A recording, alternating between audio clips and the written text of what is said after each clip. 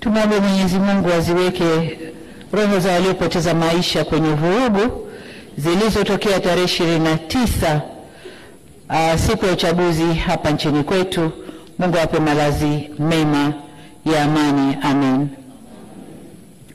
Mimi binafsi, waheshimiwa wabunge, nimehuzunishwa sana na tukio lile. Natoa pole kwa familia zote zilizopoteza wapendwa wao, na tunaomba Mwenyezi Mungu kama tulivyoomba awapumzishe kwa amani.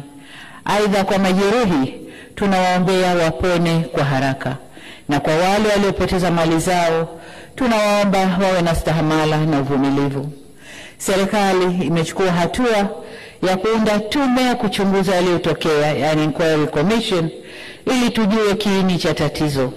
Taarifa hiyo itatuongoza kujielekeza kwenye mazungumzo ya kuleta maelewano na amani.